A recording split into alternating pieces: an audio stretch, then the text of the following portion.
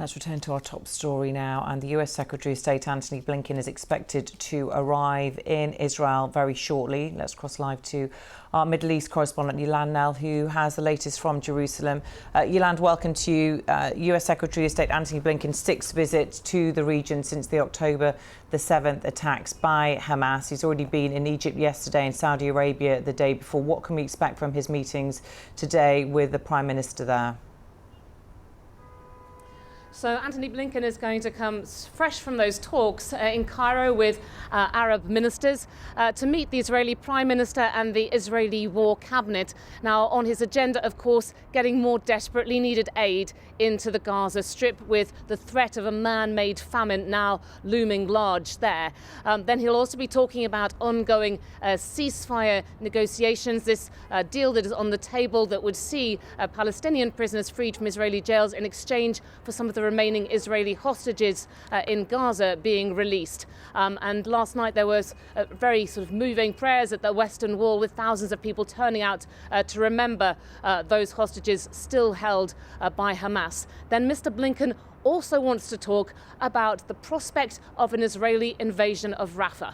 This is something that Israel keeps saying it's determined to carry out, even if it doesn't have any international support for it. It says it can't win the war in Gaza without going to Rafah, the last place that has not seen a sort of large-scale Israeli invasion.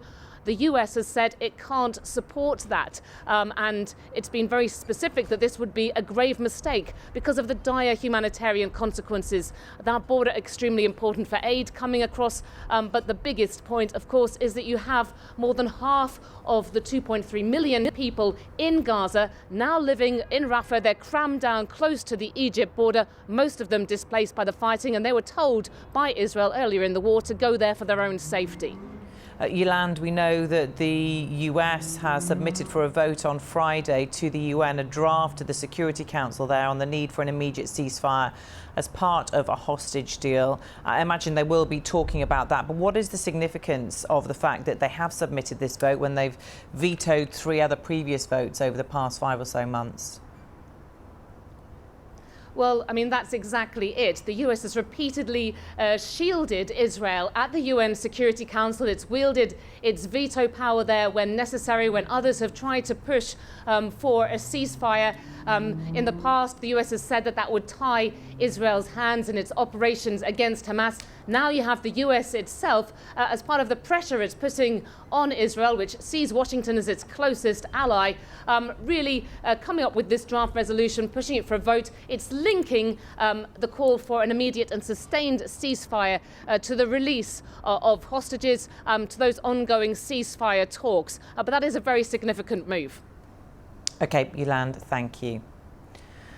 Well, our State Department correspondent Tom Bateman has been travelling with the US Secretary of State. He sent us this update from Cairo Airport.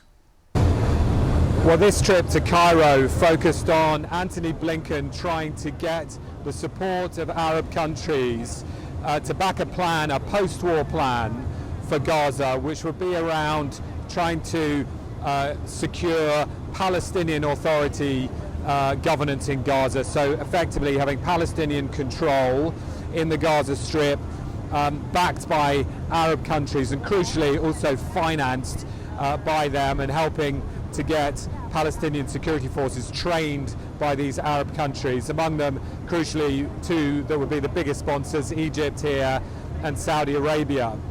The fact is that none of this will really get off the ground until there is a breakthrough in the ceasefire for hostage release talks taking place indirectly between Hamas and the Israelis in Doha. Now, Mr. Blinken said that he felt that the gap was narrowing on that they were getting closer to a breakthrough, though it certainly doesn't feel imminent at the moment.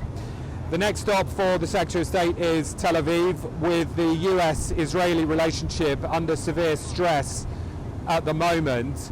And I think key to those talks when Mr. Blinken meets Israeli Prime Minister Benjamin Netanyahu will be 2 issues. One will be the US trying to push the Israelis to flood aid into Gaza, humanitarian aid, with the UN-backed food monitor now saying that famine is imminent in the Gaza Strip.